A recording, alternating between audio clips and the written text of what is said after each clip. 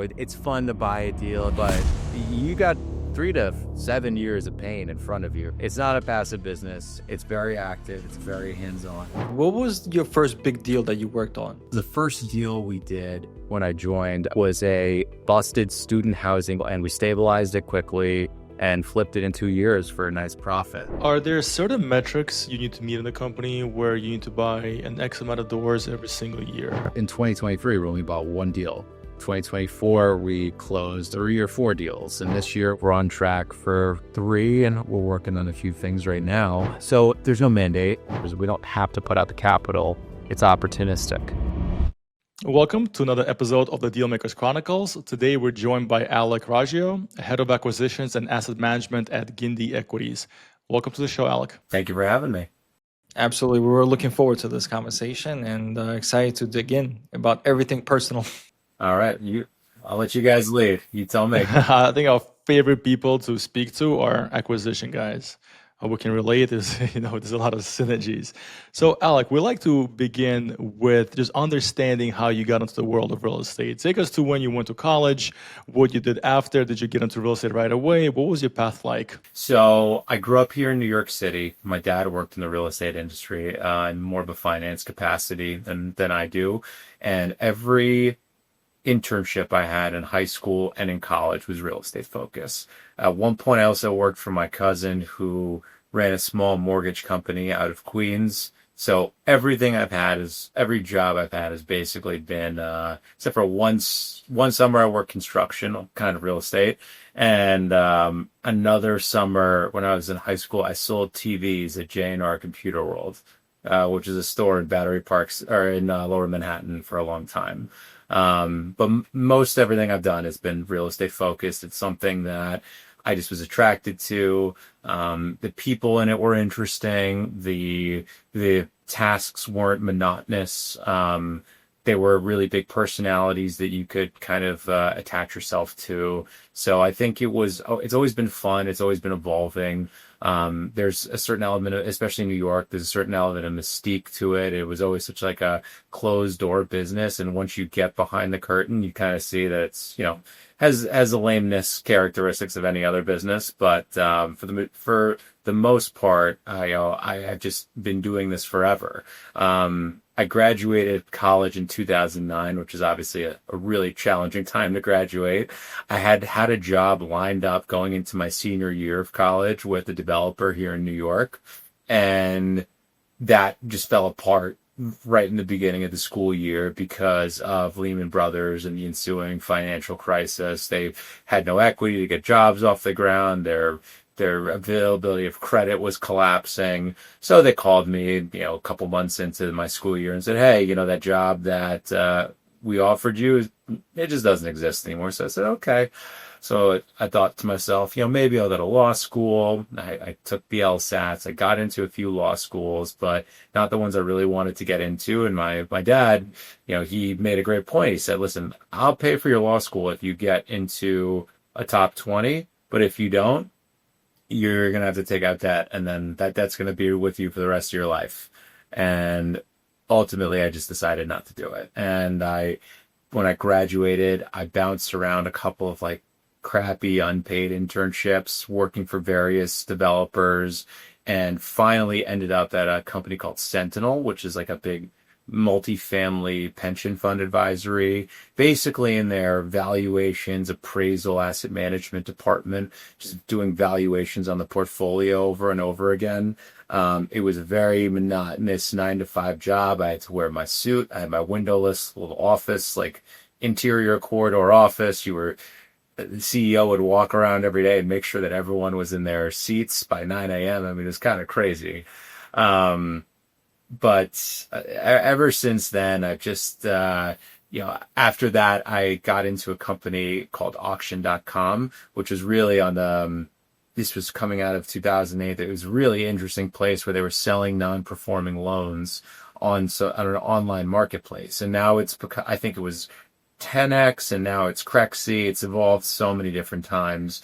But that's really when I learned a lot of my core real estate skills, I would say, in terms of underwriting, in terms of talking to people outside of the New York bubbles. Basically, what we did was we'd get portfolios of just garbage loans that were originated in 2004 to 2007 from LNR, Rialto, C3, CW, and we would underwrite them and market them for sale on the platform. So, especially in the very easy foreclosure states, you'd see people buy notes of like retail centers in the middle of nowhere for 10 cents on the dollar and come back a year later after they'd stabilized, they'd taken title to it, got the paper, moved it to REO, and would sell it for 50, 60 cents on the dollar. Just do that continuously and make that spread. I think about some of those buyers sometimes. They must have made millions of dollars in their heyday. And I was obviously too young and too stupid to figure out how to do that. But it really opened up my eyes to how to underwrite different asset types, different asset classes. I learned from really smart people that I worked with. And I just became a sponge in the industry of like, okay, there's so many different ways to skin the cat in terms of how to make money, how to be, what markets to focus on. I in my head when I was in college, I just only wanted to do New York City development, New York City multifamily, owning apartments or office buildings. I mean, for most New York City multifamily owners, how's that looking right now? Especially if you own some rent stabilized stuff. So I think it's been a consistent and constant learning experience for me, and the drive has always been to be in this business, and that's just never changed. So we can actually relate. We graduated Baruch in the same year as we graduated your school, and I can attest to meeting a lot of people during that time who were switching gears pretty quickly from finance and not being able to get jobs in finance or in accounting, and actually starting to study for the LSATs. That was like the default option. And now that you said that, it just brought back the memories of all these conversations of people like, "What are you looking to do now? Did you get a job after you graduated?" No, I'm going to start studying for the LSATs. It was a very, very challenging time. And now, it seems like you've had a good amount of exposure to mortgages. You mentioned that your cousin had a small mortgage company. Was he doing residential mortgages or commercial mortgages? I had the sketchiest job of my entire life there. What I would do is some of his clients, let's just say they weren't your top tier borrowers, right? So what I would do for them was call credit card companies who they owed money to and negotiate discounted payoffs. So like some loser in, I don't know, Long Island or something like that owed Amex 50K. I would be on the phone and he was trying to get a mortgage for a house he definitely couldn't afford. No question about it. And I'd be on the phone with Amex all day trying to get that 50K down to 5K. And even then, he would need a payment plan on the 5K. And my cousin would loan him the money, get the mortgage. And I don't know how above board this whole thing was, but it was a lot of fun to work there. So, but That's the that was great. subprime mortgage disaster. Yeah. Ninja loans. I unfortunately had an unknowing hand in it. So, luckily I was like 15 or 16 years old at the time, so I was pretty stupid. So, but I just remember there being some pretty unsavory characters in that world, and it makes sense why things went the way they did. Yeah. So you learned more or less the mortgage side, and which it's pretty different when it goes to commercial real estate, but the premises is the same. But what made you want to stick to acquisitions, like more to be on the principal side? Was that something you always wanted to do, or it just kind of happened that that's the direction of commercial real estate that you just happened to go into? It's the way I happen to go, and if I almost have like a fantasy timeline for myself where I personally think, and just have all my experience and interacting with everybody in this business, right? From lenders to owners to owners of a million or thousands of apartments to to anybody, to appraisers. I think debt brokerage is probably the best overall business because everyone needs you, right? Everyone needs you. If it's so relationship driven, you don't have to deal with ownership of assets, which if we've learned anything over the past couple of years is pretty horrific. It's a lot of work. It's a lot of brain damage. There's nothing about this business that is passive. So I think debt brokerage is a really great industry to be in, especially if you're. Yeah, I mean, especially if you have a high volume business, you're constantly getting paid, and once the transaction's over, I mean, I get the pitch from debt brokers, oh, we're going to be with you until the bitter end, until you sell the price. It's like, I get it, like that's probably not going to happen, but that's okay. I know what I'm signing, I know what I'm getting into, so I think that's a great part of the business, and it's something where if young folks who are graduating college or just starting out or getting into it, that's always my advice to them. It's there's really two paths to learn this business the right way, and I think it's understanding the lending side of this business or doing brokerage. You're going to get the most experience. You're going to get the most variety of personalities. You're going to see some, like a sneak peek into some of the egos that you're going to have to deal with in this business through the lending and the brokerage side. I think that's really good to be exposed to on the younger side. And then if I were to hire somebody, I'd want them to have that type of background, high volume, high work rate, knows the buzzwords, knows how to underwrite, knows how to sniff out a good deal and present it internally. Because so much of what I do is internal brokerage as well. When I get really hot and heavy on a deal, there's a sales aspect to my job as well, where I have to sell the deal first internally, and then selling it also to our investors. So I think those skill sets really come very strong in those two industries. And with investors that you have now, are these mostly syndications, or are you guys at a point where you have institutional investors invest? So institutional investors, not as much. I would say we have institutional quality family offices who invest with us. Some of those are single check writers. We'll split the deal with them. But the majority of our investors are, I would say, real estate family offices, or have a side business that's high cash flow that they allocate to real estate. And because we're effectively I would say an arm of a larger family office, there's a certain level of comfort and familiarity that enables us to get those types of investors. Interesting. What was your first big deal that you worked on? Like That in my career or here at Gindi? here at your current firm. My current firm, well, I always think the first deal I did here I joined Gindi Equities in early 2021. I was working for a company called Ashcroft Capital. Prior to this, as the head of asset management for the company, and when I joined Gindi, I really wanted to focus on both acquisitions and asset management, because I realized how much, it's fun to buy a deal. It's fun to pat yourself on the back and go to some crappy closing dinner and think you're the man because you bought a deal. But you got 3 to 7 years of pain in front of you if you have no clue what you're doing on the operations side.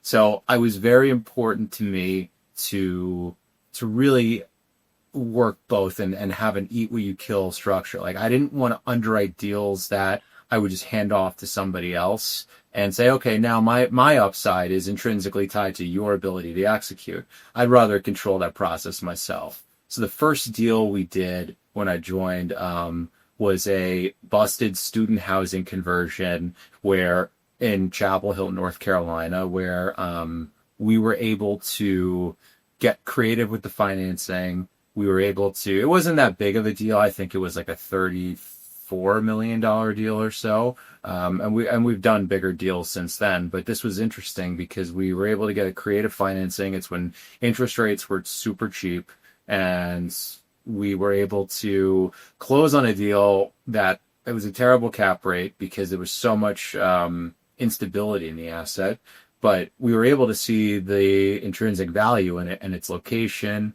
in its potential, and we stabilized it quickly and flipped it in 2 years for a nice profit. So I think one thing I've learned here is and in this business in general, is people are right when they say that, oh, you own for 10, 20, 30 years, and that's where the real money is. That's where the cash flow is. It's where the intrinsic value is. And I agree to a certain extent, but you have to stay opportunistic. If some person wants to come in and blow your socks off with an offer, don't just say, I don't sell. That's ridiculous. Sell when you got to sell. Redeploy capital. It's good because these things are cash traps at a certain point. You know, you hold an asset built 10 years ago for the next 15, 20 years. You're going to have some CapEx. You're going to need to come out of pocket. You're going to need to stop your distributions or it'll impact your cash flow. So always be opportunistic. Always have a mindset of being open to the market. Don't ever think you're smarter than the market. Always be open to it. And that's one thing that we try to instill in our folks here is let's let the market speak to us. And that's it's the best, best feedback you can get is let the free market speak. So when you get into a value add or a conversion project, you obviously get a construction loan or a bridge loan with an intention, I assume, to refinance in year two. Now, when you refinance and you get into a perm loan, do you guys like to get into loans that give you the flexibility of a prepayment schedule where maybe a credit union where you don't have a prepay? So, because if you keep an open mind to, okay, I may want to sell soon after, you would not want to be bound by yield maintenance, right? So, what do you guys do on the refis typically? Generally, we'll go to agency, and I hear your point about the prepayment flexibility. But where we're at right now with credit unions and life cos, we've just seen them not get as aggressive on leverage, especially when you want to cash out and you're in a position to cash out. So while I like the structure of like a 7-year life co loan with a 5-4-3-2-1 pay down prepay, ultimately you're going to get a better execution from the agencies. And if I have to eat a prepay cost because we're making money on the sale, so be it. Like that's still a good trade at the end of the day. But right now, I'm yet to see a product that is as competitive with agencies as they are today. And especially, we had a big drop in treasuries on Friday. Who knows how long these things last for? Now, but it's become a lot more compelling. So I think that, I think that it's still for multi, especially stabilized multi, it's still the best product. No, I completely agree. Without a doubt, gives you the highest proceeds. And we've even had clients who are okay overpaying for the flexible prepay when it comes to agency, even if their costs go up 50, 60 basis points, just so they have the flexibility. What led you to join Gindi Equities? I thought, Alan Raymond Gindi have been, especially Raymond, they've been so successful in this business with such a simple and repeatable and smart philosophy for so many generations that they're in the third generation of their family office. Grandfather obviously built Century 21 and turned it not only into a retail, just kind of mega chain, but also a real estate, just incredible portfolio. And I just think their approach towards real estate in general, of keeping it simple, aligning yourselves with investors, and buying good basis is repeatable and it's smart and it just plays throughout every cycle. I think a lot of people in multifamily from, let's call it used to be a business where you'd have family offices buy a property in Maryland, Virginia, Jersey, wherever. They'd own it for 10, 15, 20 years, pass it to their kids. It used to be a very boring business. And then it became super institutional, kind of a commodity business when the institutions came in, I would say 2015 and beyond, especially to the Sun Belt. And what we got in this business was a lot of people who thought they were, tried to structure these transactions with complex structures, over leverage them in a very simple business. And I think that it led to people getting way too aggressive in their assumptions. And they didn't have that mindset. They didn't want to be that aggressive group. They wanted to be aggressive with terms when we found something we liked, but overpaying and over leveraging was not something that they ever wanted to do. Whereas some groups are so financially incentivized to overpay, given their fee structures and their captive investor audience, that they just would buy anything. And that was not the type of environment that I wanted to join. Yeah, absolutely. We saw a lot of those sponsors in 2021, 22, especially when the rates were low. We would be seeing deals where it would be sub like barely a 4 cap on a property, and the guys are trying to leverage like, what's the max LTV I can get on this, Right. on a bridge, a floating bridge, right? And these are the same guys who are now 2, 3 years later, when those bridges are coming due and you need to refinance, the equity is gone. There's Equity's gone. Yeah. equity is gone, and it's either you coming in with cash to the table, or to refinance, or you're selling the property cents to the dollar. And we've seen that a lot, and even now we see a lot of requests that come our way, is like trying to figure out to work out extensions or some kind of thing with the senior lender, the original lender, which in 2024 was easier to do that. In 2025, lenders are just straight up saying no. Yeah, there's no benefit to them to extend and pretend unless they know you're going to be, especially let's just say a bridge lender with an agency with a DUS license. They'll probably work with you if they think you're going to be an agency lender, an agency borrower in the long term, because that's really where they make their money. It's a perpetual spread play for them. So they'll work with you in those circumstances. But if you're just working with like someone who, like an MF1 or somebody like that, they have no incentive to work with you in that aspect. So I agree. The kind of extend and pretend that permeated 23 and 24 is over. It was funny. I was at a conference in Miami, I want to say last November, and somebody was one on the panels. They were an originator. They were saying that in 2021 or 22, they were originating a loan and it was getting close to closing, and the guy's on the phone with the sponsor, with his borrower, and he hears this like crazy sound, this like a siren and just loud noises all over the place, and he's like, are you okay? Like what's going on here? And the guy's like, yeah, actually, I'm just an EMT. Hold on, I'm just getting on. I just finished a call. We're heading back to the hospital now. And the guy's like, I'm writing a $50 million loan for this guy. And somehow, or he's doing a $50 million deal, and he's an EMT. This is his second deal, and he raised the money for it. But that deal, he ended up tracking it, went back to the bank 2 years later. So we had so many people come into this business that just took advantage of cheap money, took advantage of investors with a pretty heady fee structure, and that is coming to that's ended, but the fallout still hasn't fully trickled through the system. No, not yet. It's gonna take some time, especially in the office space, and the southern states where insurances and property taxes doubled, if not tripled. Those properties are really in trouble and underwater. So it'll be very interesting to see what's going to be happening there. But for guys like you, that would be opportunity to buy it cheap, I would think. You'd think, but a lot of the times what we're seeing from some of these lenders, and everyone in the business should have gotten smarter at this point. You learn from these types of cycles. You learn from not buying, from underwriting and banging your head against the wall and not doing deals, and you get sharper, more calloused, more just aware of the market around you. But lenders have also the same experience too.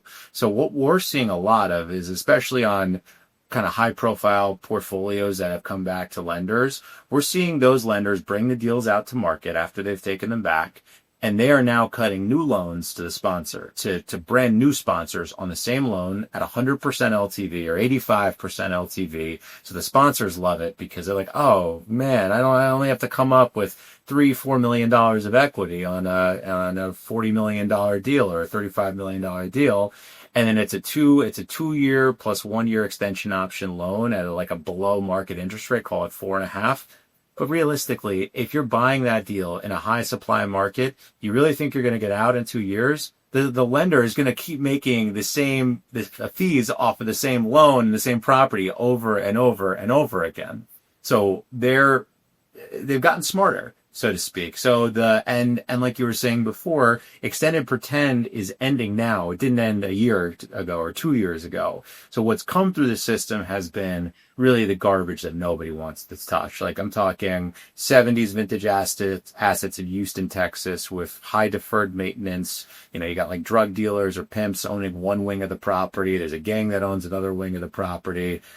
That's what distress is. And people have, I go to these conferences and everyone's walking around like puffing their chest about talking about a war chest for distressed assets, but they think distressed assets means buying, it's 92% occupied instead of 95% occupied and you're in the best school district neighborhood in Charlotte. That's not distress. Distress is pulling your hair out for a year to 2 years while you work a tenant base, while you do buyouts, while you have security cleanup, just drug dealers and all of this nonsense, and then you get the nut at the end of the day. So I think there's been a mismatch of what people want in terms of distress and what the reality actually is. So for you, if you do get a property like that, let's just say it's not distressed, it's for sale somewhere in Houston, maybe a little bit north of Houston, do you automatically disregard certain geographic regions in the States, or do you look into deeper to see, okay, do we have these troubles with people who shouldn't be there, or is it automatically these certain areas we don't touch, we don't look at?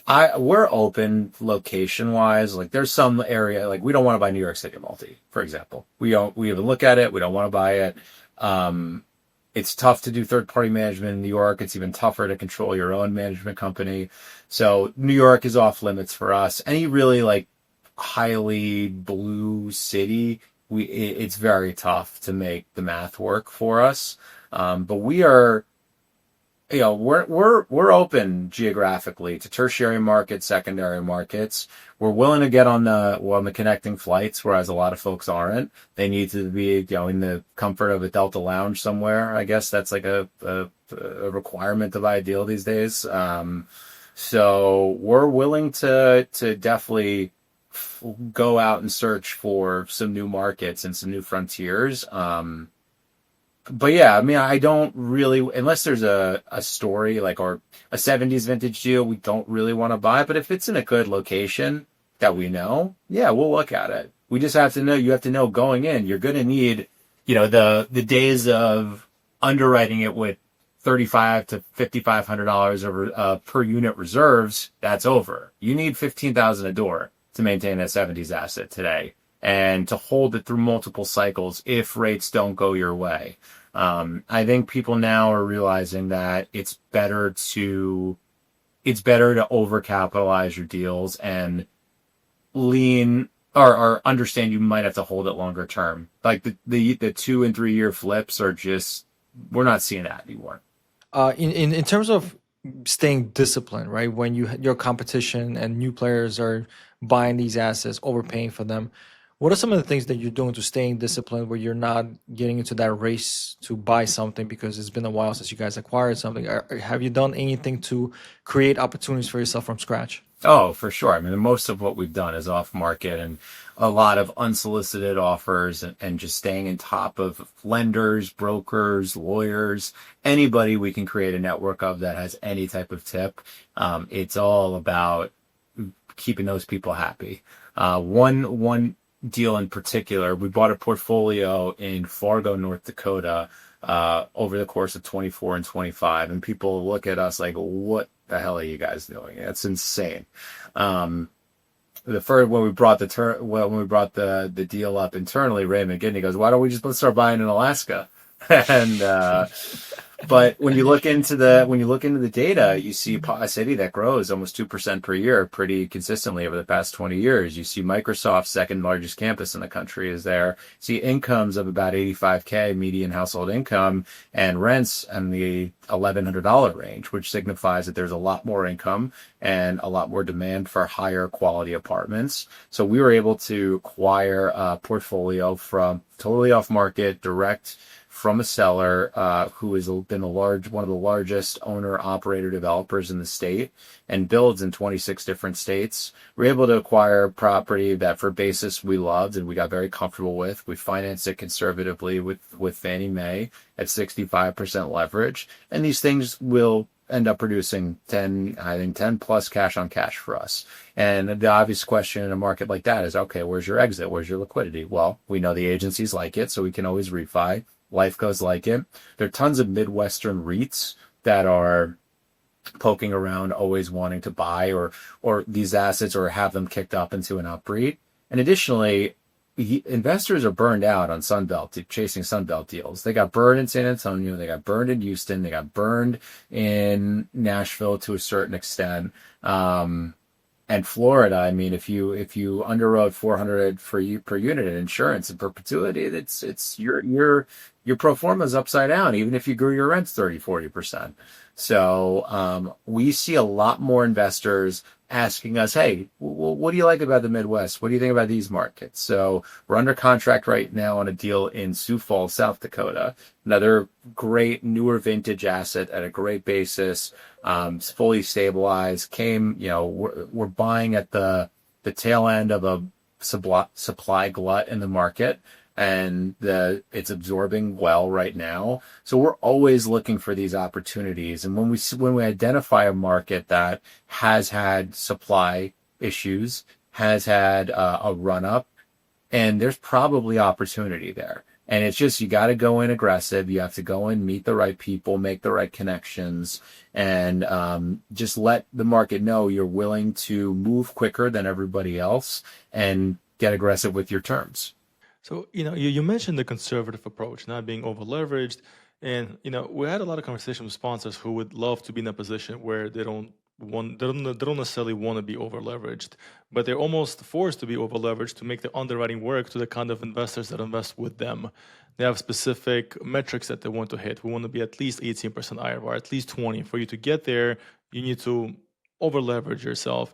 Would you say that your particular cost of capital may be cheaper than somebody else's, and that allows you to tackle these deals a little less aggressively on leverage as opposed to other sponsors? Or is it that you guys are finding the needle in the haystack in really good deals and still hitting high returns? I mean, take Fargo, for example, I can tell you 70% of the industry would think they were not really good deals without looking at the returns, just saying, I don't like the market, right? Because it's all location based. So I think you can find those deals if you're willing to get out of your comfort zone from a location perspective.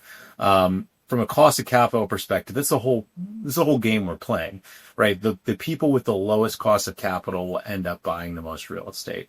So if you're not getting it on IRR, like a Fargo, for instance, we're assuming high sixes, low seven caps on the exit. And we think it's very conservative, and I think we'll surprise to the upside.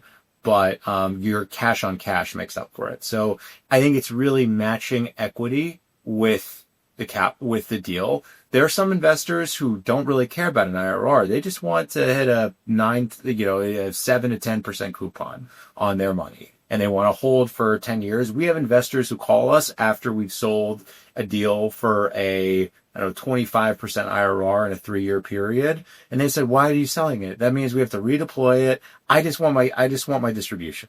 I don't care about that. So it's really finding investors and tailoring your approach to what they want. So with Fargo, 2 of the deals were 1031s, and then we raised some additional capital on top of that. So they felt really good. And then the other 2 we did with a single check writer family office who just liked the return profile for their own strategic, family office planning. So that was, it's all about matching the deal to the capital. I don't want to get into the use of pref to juice returns. So I feel like that just adds a lot of risk to your common investors, and common investors might look at the deal and say, well, I'm subordinate to this equity. That's a high flying coupon. And think about it like this. Every investor now has access to private credit is like the sexiest term out there still. And the demand of it is far less than the actual supply for private credit. So people and investors are love the debt level returns of a private credit vehicle at 13 to 17% with no equity risk, no tax benefits, but there's no equity risk. So you're competing against that. You're competing against, to get investors, you're competing against them having a ton of other options in their ears at all times. So you have to present compelling opportunities that are off market and that are just interesting for them to sink their teeth into.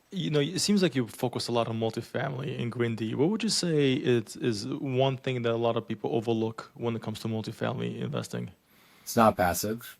I mean, for some investors, they're passive, which is great. But, I think there's been this like online forum, bigger pockets nonsense of, oh, just invest in multifamily. It's all passive. It's not. I mean, it's a real business with real people and you have to provide a safe, affordable home over families' heads. And to take that seriously, you have to take, it's not a passive business at all. And I think that it's a people first business, especially at this level in multifamily. You have to have good relationships. You don't want to burn bridges. You want to keep your inbox open. You want to make sure that you're getting the pulse of what other people are doing, and you're providing information and they're giving you your information. But I think this like passive income stuff is really overplayed. And I think that only works in extremely low interest rate environments. You hear it a lot less now.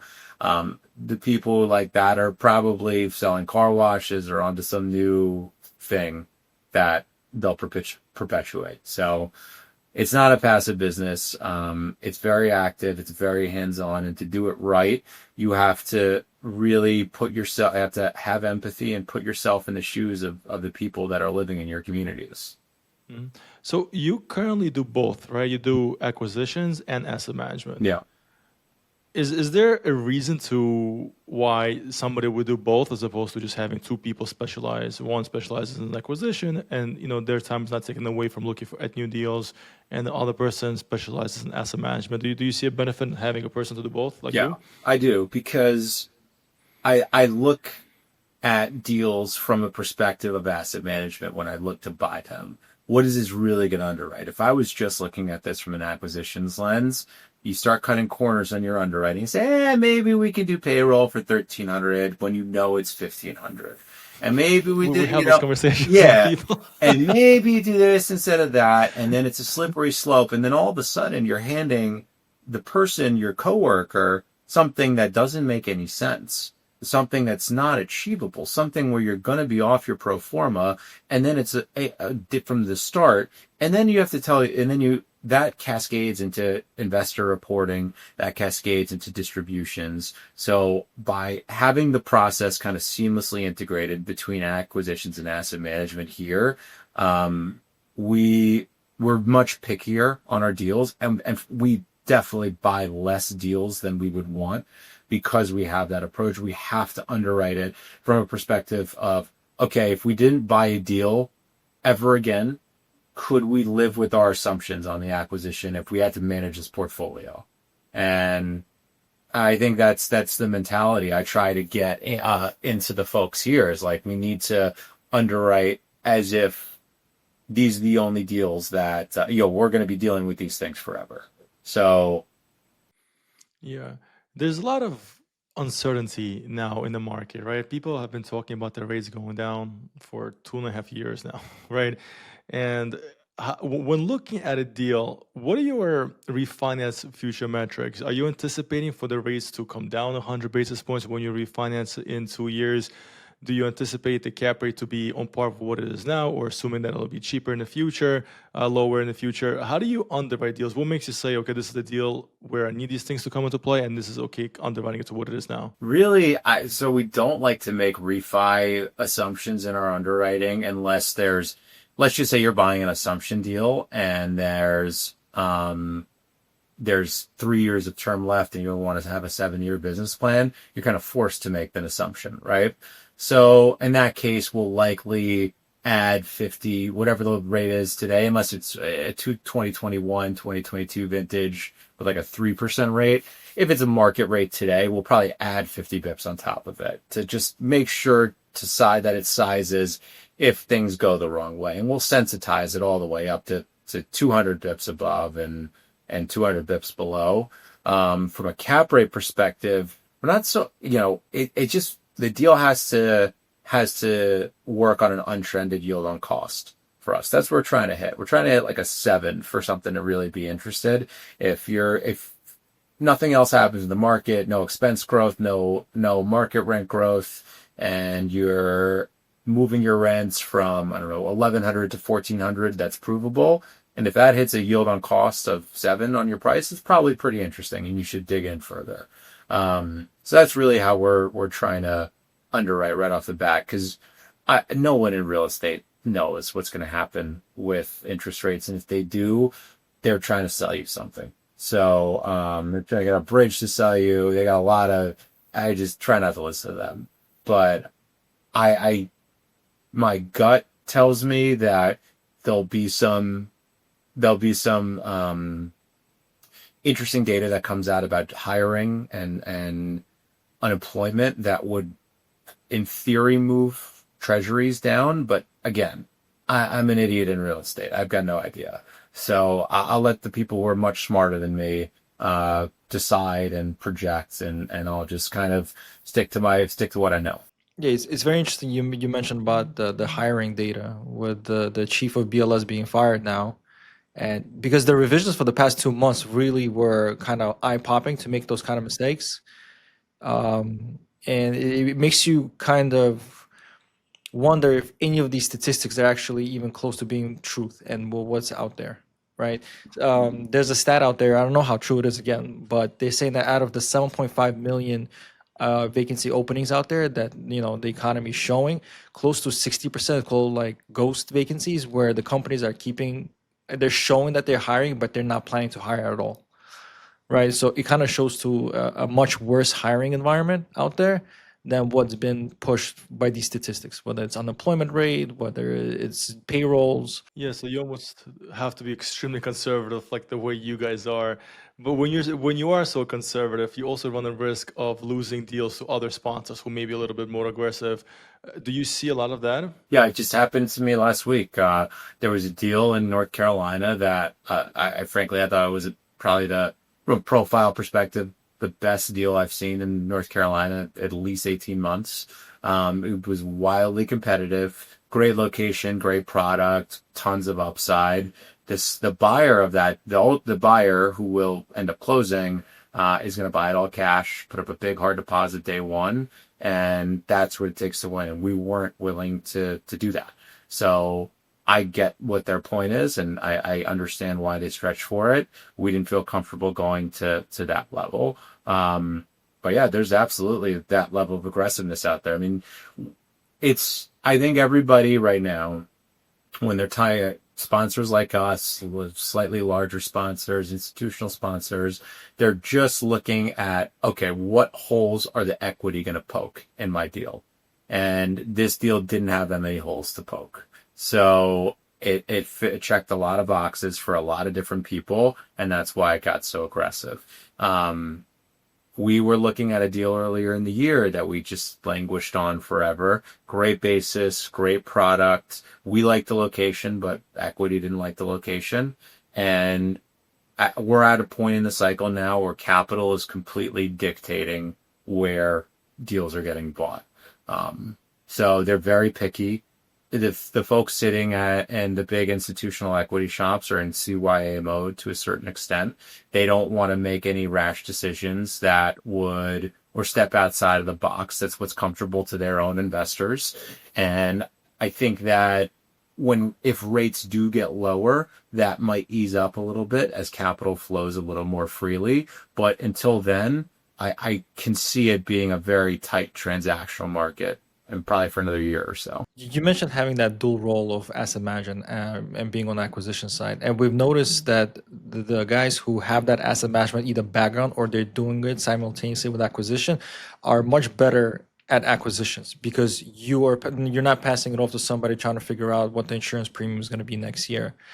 Has there been an example of an operational or strategic change you've made to an existing asset that significantly boosted the performance of it? Well, right now, what we're doing in North Carolina is the state has this very interesting program where you can trade affordability for a proportionate tax abatement. So a lot of the properties in the workforce properties that we bought really fit the mold just naturally if we're naturally occurring affordable housing. So we've been able to work with the counties and work with a great set of attorneys and nonprofit partners to set up this program where we can reduce our property taxes by up to, on some deals, 90%, while providing affordable housing for this for folks in the state. And the overwhelming majority of our residents already meet the criteria. We get to enhance our retention because we're not going out with big renewals. We're not pushing rents. We can reduce kind of our turnover costs, and we reduce our biggest non-controllable expense in taxes. And also we get to hang on to these folks who don't want to be jumping from apartment to apartment paying moving costs. So I think it's a win-win for us. It's a win-win for the residents. It's a win-win for the state and for the counties. They don't have to sanction or do RFPs for new affordable housing developments. They can work with their current stock. So I think it's been a great program that I've really enjoyed working on so far. That program specifically in North Carolina, is that tied to the sponsor? So if you were to sell this asset, is the tax benefit transferred to the new buyer? So it's transferred, it's tied to the partnership. So what you do is you set up a partnership with a nonprofit entity, and it can be assumed. However, it doesn't have to be. So on a sale, the abatement is not transferred, and you have to apply every year for it. I think South Carolina, you have to, I don't know if you have to apply every year for it, but you can do it. It's easier to assume in South Carolina than North Carolina. And Texas has programs like this. I believe Florida has Live Local, which is a similar program to this. It's a really smart way for counties to incentivize naturally occurring affordable housing. Yeah, we've seen that in Texas. A couple of the sponsors that we worked with had that. They did that in Texas. There was a program, I forgot the name of it. It was 100%, pretty much. It was literally almost 100%. I think it was like 99% discount of taxes for the affordability component. And that program, I think, no longer, you can't apply for anymore. They closed it out, but it was interesting to see that. And the conversation we were having with the sponsor at that point was twofold. One is how do lenders view it? Are they going to take into account the discounted taxes for refinance purposes? And second part would be, is the buyer, what's the cap rate are they buying the property at if the property taxes are only set like this for a certain amount, so it's not indefinite in that specific situation? The way we're looking at an acquisition is it has to pencil on full taxes in order for us to get it's cherry on top if you're on a new acquisition. So we wouldn't underwrite. It's very challenging to underwrite that everything goes right for you and you get every bit of the abatement that you think you're going to get. You get your rents. At a certain point, you have to pick your poison of, this is what I think is going to happen on this project, and this is, that list can't be extensive. You have to, believe in your rents, believe in your expense assumptions. But once you start adding a lot of stuff to that mix that you have to believe to get a deal done, you're stretching. And we don't want to be stretching in this environment. Although I do think that anything you buy right now, just given the lack of supply relative to the past couple of years, in 2, 3, 4 years, you'll be feeling pretty good about your buys, and especially in multifamily. So we want to be buying, we want to be active, but we got to be disciplined in our approach on how to get there. Are there certain metrics you need to meet in the company where you need to buy an X amount of doors every single year? Or is it more of an approach, it's okay if we buy more, and if it's okay if we buy absolutely nothing, if nothing underwrites? Yeah, in 2023, we only bought one deal. 2024, we closed on 3 or 4 deals. And this year we're on track for 3, and hopefully we'll get a 4th and a 5th. We're working on a few things right now.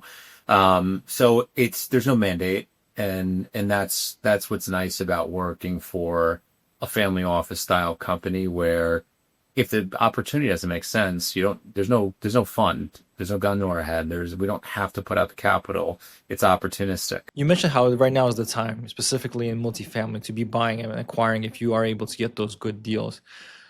When you're looking ahead the next couple of years in multifamily, what do you think will separate the winners and the losers and the ones that come out ahead? I think fixed rate financing.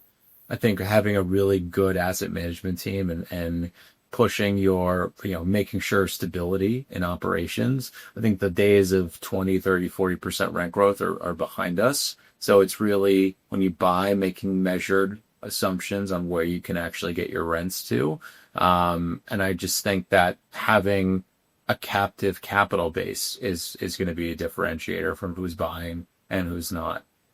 Think about a family office. The family office 10 years ago, they just would write checks. They would, and they, you know what I mean? They'd be a passive investor, and they would write checks to people that they trusted and sponsors that they liked. Fast forward to today, every family office I talk with, they want to do a co-GP. They want to be more involved in the GP economics. So, I think that the overall equity landscape is dynamically changing and rapidly changing, and sponsors who are willing to change with that will get ahead. And also, I think just AI in general, having more insights into your portfolio and getting ahead of opportunities quicker, and kind of jamming good software into your management systems are going to help as well. So yeah, I think those will definitely be the differentiators to some, and I'm sure there are more, but those are the ones I can think of off the top of my head. So with those equity investors that are switching from just being limited partners to being a little more involved in the deal and doing a JV, do you think it's more because they lost trust in a lot of GPs with whom they invested money with, or do they see an opportunity where equity is scarce and this is their way of making more money? I think it's the latter. I don't think it's a trust thing. I think it's the latter, that they're seeing opportunities. And think about how many folks have left the institutional side who are now sitting at CIO roles for a family office. They're bringing that kind of structured transactional experience to a family office and telling them, hey guys, you were writing $10 million checks. How about we write a $5 million check? We go raise the 5 and we tell the sponsor, hey, for that 5%, we want X% of your promote, X% of the fee. And so you get a little bit of the best of both worlds. So I think that's been one of the things that's come out of folks leaving the institutional side, these big institutions, and moving into the private capital space. Yeah, that absolutely makes sense. We've noticed that to the sophistication that you're referring to that family offices now have, is that almost of an investment bank, where those guys really know how the deals are structured and where to squeeze out profits. And, even in terms like, okay, we're going to get 25% of the upside of the promote, right? 10 years ago, to your point, family offices didn't even think like that. So now it's a very different landscape for GPs. Yeah, I think so. I think the era of the fully passive check writer is I don't know if it's coming to an end. I don't know if it's coming back, but I think there are folks who want more upside and better economics. So I think capital is going to be the major differentiator going forward. Do you think that will lead to less GPs in the market? I would think and more opportunities for the fewer GPs that are left. I do. I think that the herd hasn't thinned out yet. When there were a lot of bad actors in multifamily for a long period of time, and just overfeeing their investor base and buying deals that they know wouldn't make sense. So I think the herd is thinning to a certain extent, but we're not fully there yet. But yeah, I do. At the end of the day, I do think that there'll be capital for less sponsors. Like the gentleman I told you about, the ambulance guy, the EMT, probably not buying the $40 million again in his life. So there's one that I know is gone. Yeah. I think there's a lot more than that. During that time, we've had crazy requests. Like, oh, I saw this guy on YouTube said you can get 100% financing on a multifamily property. He's like, do you guys offer that? And Why not? Sure. Yeah. yeah, it's like, well, why don't we get a lender that besides giving you 100%, they'll pay you to buy that property, right? So there was a lot of those guys really looking to get into it. And for the last 2 years, no calls like that. Yeah, no calls No like that. more. That's no, but again, everything's cyclical. We'll get something. The rates will drop at some point in the next few years, and we'll probably be back. It'll probably even more nitro than it was because people have AI and they'll be doing fake property videos of, whatever. And we could be back to those times pretty quickly. I mean, generally Americans we do this, and especially in real estate, we do this every couple of years where we just literally cannot control ourselves when it comes to free money. And it just seems to happen all the time. So to say that it's not going to happen again, I think is even crazier than saying it will happen again soon. Yeah, for sure. I think we're getting into creating our own agents for investor relations, acquisitions, just general corporate practices, and asset management. On buying software, hesitant to do so because the technology is rapidly changing.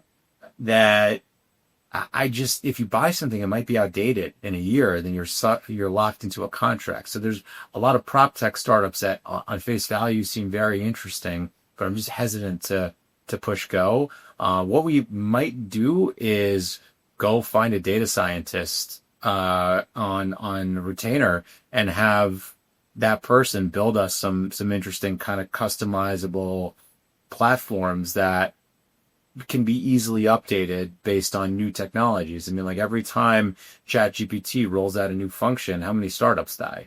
And we want to be ahead of this. We want to be using it. We want to be first movers. We're not, but we want to be movers in this, and we want to definitely use it. And I think if it's going to separate the people who move forward and the people who don't. This is a very analog business, and it's a very manual business that people like the kind of the vagueness of this business. But I think the data needs to get better, and the systems need to get better. So a lot of our legacy systems in real estate are still pretty terrible. But at the end of the day, multifamily specifically, it all comes down to the data you're getting at the property. If that's corrupt in any way, no matter what technology you have, it is garbage in, garbage out. So what I think the money in AI needs to be spent on how we collect resident data, how we screen residents. So there's some really interesting startups and prop tech companies that are solving kind of identity fraud in apartment communities, accounting fraud, pay stub fraud.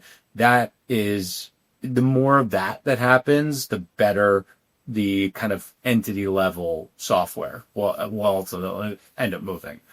No one has figured out a way to do CapEx tracking yet either in a succinct, kind of easy to use format. And that's because the construction industry does not want you to be able to track their spending in any meaningful way. So that is a clear place where I think there should be AI massive disruption. But what are you going to have a robot doing, like talking, dealing with your GC? We're not there yet. So there's some things in real estate where we are still, because of the tangible nature of the asset, we are still bound by human relationships, which will ultimately have various pitfalls and various kind of decision trees on how things unfold. But we want to be using AI to the fullest capacity and just stay on top of it. Yeah, and when you say we want to be using, so that push towards let's build out these systems, let's hire data scientists to build out particular models. Who does that come from? Does that come from you? Does that come from the principals of the company? Do you guys have a engineering team behind? Like, who makes that decision? Okay, well, let's push this stuff. It makes sense to be on top of this. Yeah, all of us as a company, we're a small team here, and we're always talking about this. We're always trying to, get ahead of new softwares and new ideas. So, yeah, we're all hands on figuring out this technology, and we use ChatGPT for everything in our company. And we're likely to layer in Perplexity, Notebook LLM in the very near future, and and having agents take care of a lot of kind of automatable functions. So it's coming from the top, it's coming from the bottom, it's coming from the side, everywhere. We want to make everybody here smarter and more capable. It's what's challenging is that what I think is going to happen if this does work the way I'm explaining, and listen, I don't know if it will. This could be something to just sell us more ads and sell us more garbage, right, on social media. This could all be nothing, but I don't think it's going to end up like that. But it's going to be very hard for younger folks coming out of college to get financial analyst jobs if you can underwrite a deal in 10 minutes using back of the napkin assumptions and an LLM model. That's going to be very challenging. And what you do with those folks, I don't know. You know what I mean? I don't know where they get the requisite experience to advance in their careers. So what I do think will happen in the industry, will there be smaller GP teams working with a lot better software that are able to accomplish a lot more with a lot less overhead. Yeah, I couldn't agree more with you with that. And I saw there was a GP on LinkedIn that I follow. He prompted ChatGPT to do a feasibility study for a property he was looking to develop, and it did. And he compared it to an architectural feasibility study, and the feasibility study from ChatGPT was spot on, 100% Yeah. correct in terms of what was he able to build, net loss factor, absolutely everything to the T. So that so now that there goes the architect's, that initial $5,000 fee for the feasibility study. Yeah, the expertise is going to get it. It'll be really interesting to see how this all plays out. I'm scared, nervous. It's also excited. I don't know. Yeah, I agree. It's interesting to see how it plays out, and I am worried if everybody becomes so practical that we don't need people anymore, then who's going to pay for the rent in the multifamily properties that are going live? Outside of AI, you did mention earlier that real estate is heavily relationship driven. How do you go about building and maintaining relationships that lead to high quality deal flow? Most of the time, it's just staying on top of people. It's just talking with them, getting to know them personally. If there's one thing, people want to do business with people that they like. So be a likable person and don't be an a-hole. If you're going to close a deal, close it. And if something's going wrong, just be transparent and tell them. Most people in this business want to figure out a way to work to get a deal done together. And so don't hide anything. Be open, be transparent, have empathy, and I think people would be surprised. There'd be brokers, lenders, bankers, lawyers who are all willing to help figure out solutions to what seem like in the moment insurmountable problems. And I think if you open yourself up to that mentality, the deal flow will come to you and people will just want to keep working with you. So we're always try to have a mentality of, if something's going wrong, let's talk about it. Don't hide anything. We have a small company. There's nowhere really to hide here anyway.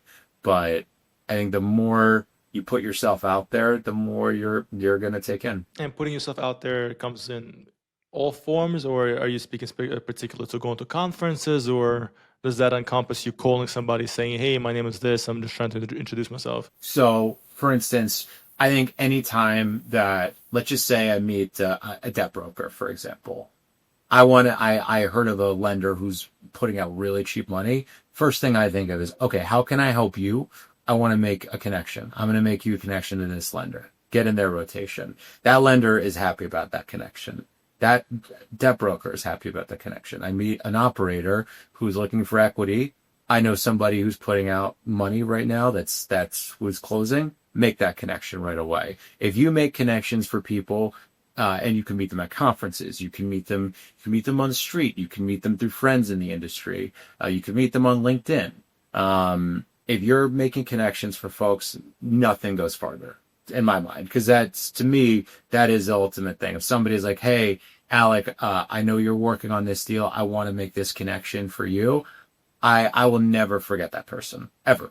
So unless like, hopefully not dementia or something, I'm 80, but I'll never forget that. So it's important to as you meet people, think about who else could benefit from that introduction and that content. When building a acquisitions team, right? When you came to this firm, like you said, there was a lot of it you built up, right? The acquisition side. Now, what would you say makes a great acquisition team, and how do you instill that dogs on the hunt mentality in your people? You have to hire people who just know what a good deal is. There are people who underwrite really well, have fancy models, but there's something missing there. There's like an X factor missing of like, oh, this deal, this has been owned by the same guy for 10 years. You're looking at the comps are like $500 below market. And sometimes those opportunities aren't super, they don't present themselves like that. So I try to, when interviews, you try to figure out people who have that hunt and like what little extra steps they're willing to do in order to get a deal across the finish line or even underwrite a deal and kind of look at it from another angle. So, and what I tell my guys and gals here is that always be offering on deals. If we get into a new market, we want to be in a new market, call the top 3 brokers in the market. The first broker doesn't want to take your call. They've got plenty of business, plenty of deal flow, plenty of buyers. Number 2 and number 3, they want to take your call. Tell them the story about who we are as a company, what we've closed recently, what our terms are. And number 1, have a list of deals that you are ready to discuss with that person.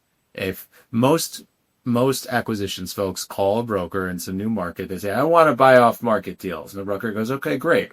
That's you, that's Joe, that's Sally, that's Susie, that's Tammy, that's Todd, that's everybody. But if you have a list of deals with pricing, back of the napkin pricing, and asking questions about the stories, most good brokers will know those deals and will tell you right off the bat, yes, yes, no, no. Okay, great. This is in the wheelhouse. Let's go offer. So I think that's an interesting way to separate yourself from the herd as well, too. So teaching our folks to bring something, it's just like the connection thing. It's just bringing something to the table before something is brought to you. It's like going to a friend's house or like a new acquaintance's house. You're going to show up empty-handed. No, you're going to bring a bottle of wine. You're going to bring a candle, whatever it is. But like, you're going to bring something to show you, hey, I'm not a total loser. I have some manners. And real estate's give and take industry, and you got to give before you take. So a lot of that is personality. You can teach that, but it needs to almost come from within. And it's not always easy to interview somebody, to ask them the right questions, to be able to get these kind of answers. So do you have the mentality of just hire fast and fire fast, or is it, let me just go through a whole bunch of interviews, try to get as accurate as possible to assess who this person is, and then kind of hiring him and then keeping him for a long run? I prefer the latter method. I don't think we've fired anybody here. People have left because they wanted to move out of New York, or they wanted to move to a different, or go to a company with other asset classes or asset types. No, when we hire somebody, we go through the process of getting to know them, doing personality tests. And I ask crazy questions on interviews. Like, you're going to a new acquaintance, that's what gifts are you, or what are you bringing? What do you do? Do you ask to take your shoes off? And like weird stuff like that. But it just gives you a sense for who somebody is, where they grew up, how they grew up, how entitled they are. And you can weed out some folks pretty quickly. And even though they might think it's not a Malcolm Gladwell interview question, that doesn't do anything for me. It's just simple personality. I have friends who are incredible people, great business people I can count on, that just never bring anything to the party. Would those be an automatic elimination for you? Unfortunately, probably. But maybe they'd be good. I agree with you. But like, come on. It bothers me too every time. Yeah, if you're gonna stay with somebody, if you're gonna go to somebody's house and stay for the weekend, you're gonna go to one of their parties, like you gotta be a good guest. we're sitting in New York. I'm talking to brokers in the Midwest. I'm a guest. And me coming in and puffing my chest and saying, I'm going to buy 500 apartments here in this market. That's great. It sounds fun for me, not for them. They think I'm an idiot. But if I'm coming in as a guest with a guest mentality saying, hey, I really like this market for these reasons. I really like these deals for these reasons. Can you help us build some scale here? And here's what we can do for you. Yeah, that's a better way to start a relationship than trying to be Tommy tough guy. No, I see that you have a high emotional intelligence. You don't really see that too often. Looking back on your career, is there a moment in the down cycle where a decision that you made to change the trajectory of your career? I mean, I think I can't. I don't know. And I feel like we've been in a down cycle now, and I think here, just the most recent example is us pivoting from banging our head against the wall, trying to buy Carolinas and Sunbelt deals in 23 and 24 when there clearly was no market capitulation, and pivoting to Midwest, to more tertiary markets. That's something that I think changed the trajectory of my career in this company and the width of our relationships in this business, because now a whole new part of the country is open to us and we feel comfortable with it. Our investors are more comfortable with it. So yeah, I think out of a moment of a mix of desperation, out of boredom, out of frustration, you start looking, and then you see things with a different lens. And we were able to see that there's really interesting stability in places we weren't looking. And now it's opened up a whole new world of markets to us, for us. So yeah, I think that's a pretty good example. Interesting. How do you see your career and contributions to the industry evolving over the next 5 to 10 years? Well, going back, I mean, I think what I want to do is be always learning. I always want to be helping younger folks get ahead in their careers. A lot of people that I came across in my when I was younger were super helpful and gave me really good insights. So always got to pay it forward in that aspect. So take those meetings that you don't want, that you don't have time for, but you never know how that's going to come back for you either. Because maybe there's a superstar that you meet with one day. You might need that person one day later in your career. But for me, what I'm focused on is building out this platform, making sure that we have a good reputation in the market, that people want to do business with us, that we are learning technologies and getting ahead of it, and being a tech forward thinking company. I want to be a contributor to this business and just knowing I can walk into any room in our industry and people have good things to say about us. So that's what I'm focused on. That's amazing. Speaking of rooms, I'm looking at your background. It looks like you're sitting on the 180th floor. We're on the 45th floor. We're in Lower Manhattan right now. Amazing. We're going to be actually in Manhattan in August, August 23rd to 27th. We're going to the conference, meeting some clients. We try to go back and forth, even though Miami is beautiful and all. New York City calls back very often. Very nice. It's lovely. But Alec, I appreciate so much the conversation. I appreciate you coming on. You shared incredible insight. I'm looking forward to staying in touch and seeing what your career looks like in a year or two, or even longer than that. I appreciate your time and everything you had to contribute. Thank you so much, guys. It was a pleasure. Let's stay in touch. Absolutely. Thank you so much. Bye, guys.